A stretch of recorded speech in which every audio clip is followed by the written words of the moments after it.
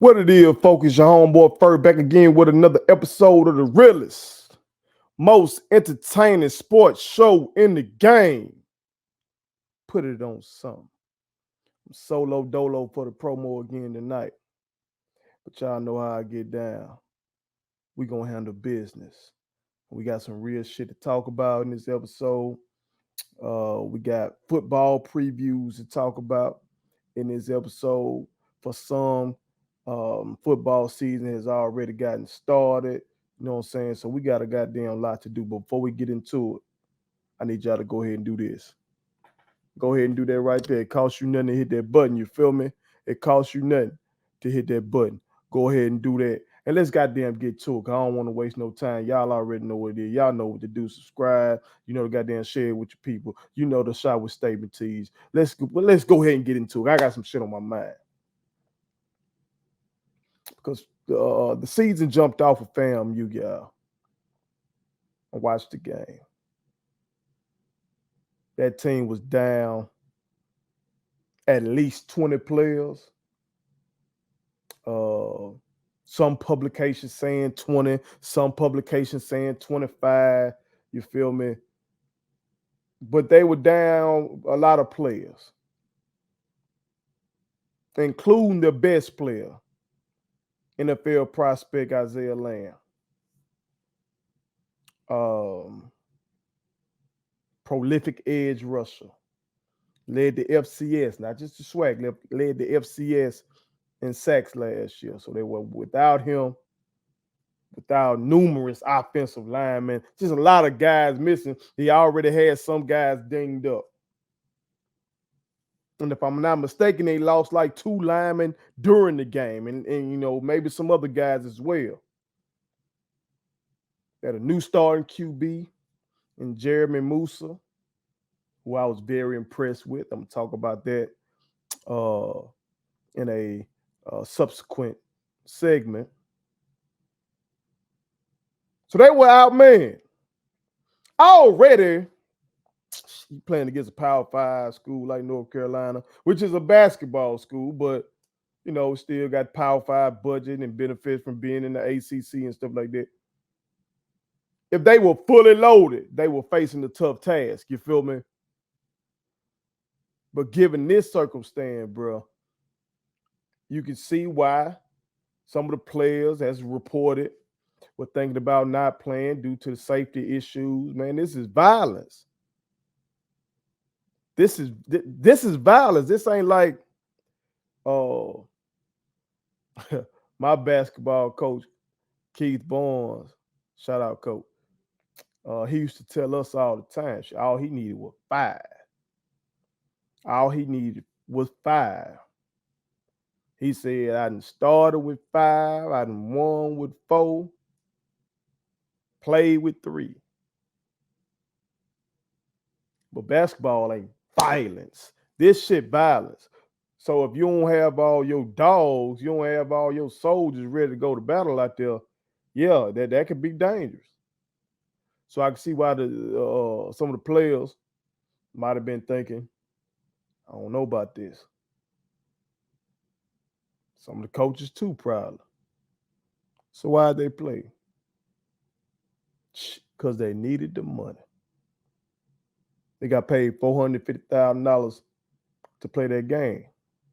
And y'all know small schools, not only small black schools, you know, because again, I went to Southern Miss for undergrad. Southern Miss used to get paid to go get their ass whipped by Alabama. You feel me? You need that money to fund your program. You need it.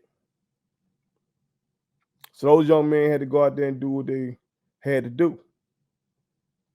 Why did this happen? From the reporting I've read, seemed like the issue came down to a whole lot of transfers, which is good. Okay. We know that Jackson State sure enough been working the transfer portal, as have programs throughout the country.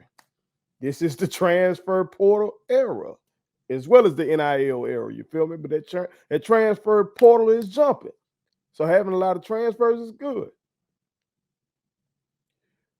But from what I'm understanding, the eligibility or compliance office is understaffed.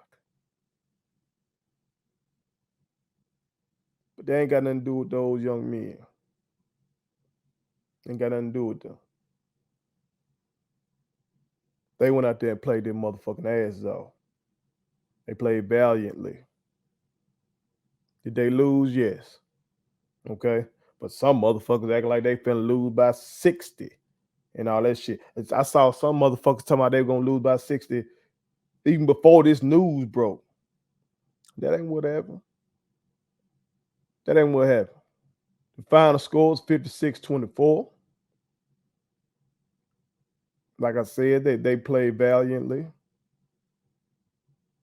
Of course, you would expect that the depth and the talent up front was going to show itself as the game continued, especially being down so many players, including your linemen.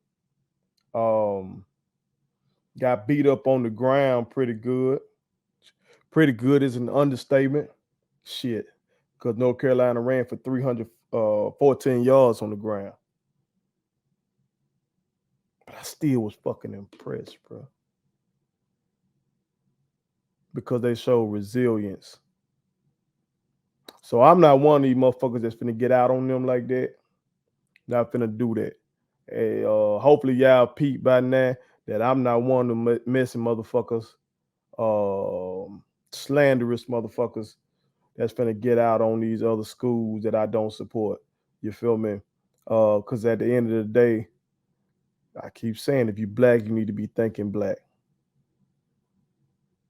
And also, shit, the school I support has its own damn issues.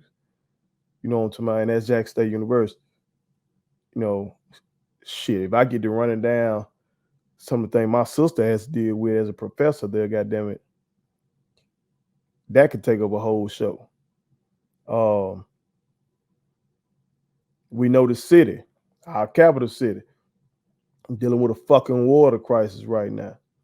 That affects the students there and it affects the players.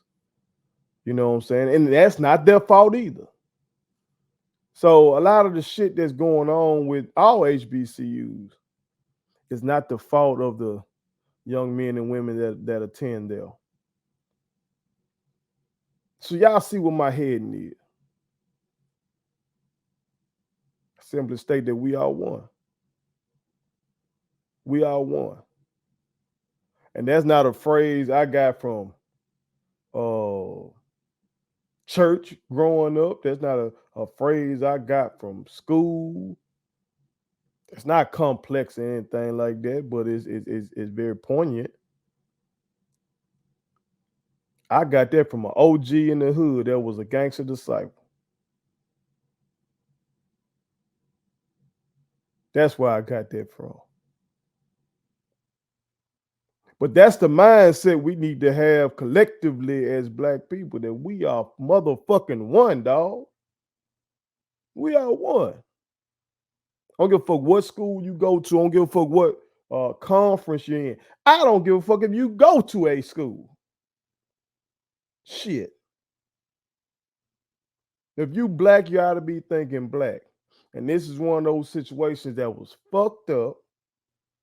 And it comes back to these schools not having enough fucking bread, which that comes back to the history of systemic racism in this fucking country.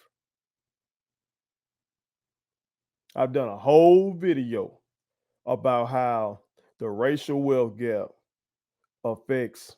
I focused on Jackson State, but it really carries over into all these schools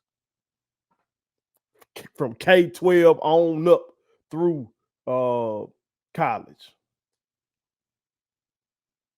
So we all one, man. We all facing the same shit. So when you see some shit like that, and I ain't talking about the friendly bouncer, I ain't getting out on nobody that's doing the friendly bouncer back and forth. But like I've seen some motherfuckers out here talking about, hey, HBCU's going HBCU.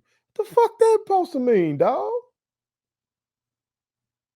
Like that's like a motherfucker black person that's going to a PWI and you trying to get out on the HBCU, but shit, the goddamn PWI don't even fucking want you there.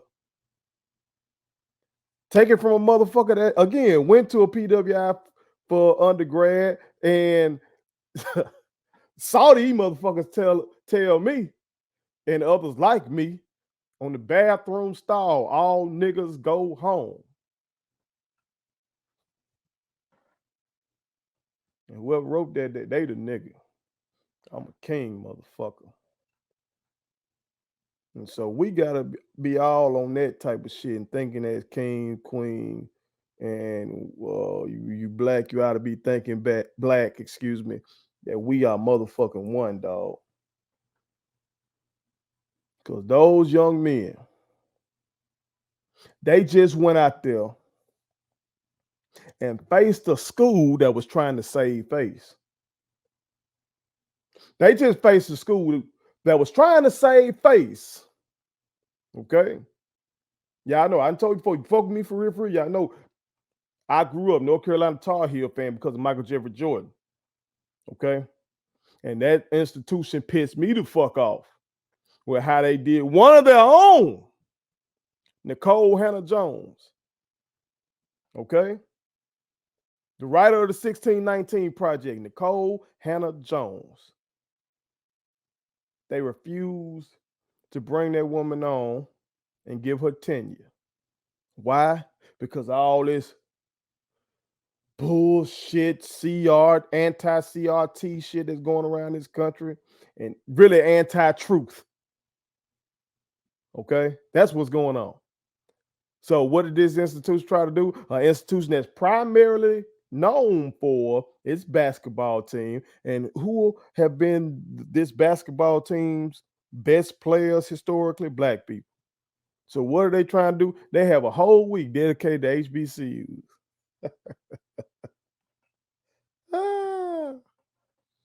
Come on, man. Those black kids on that campus know the ones that care.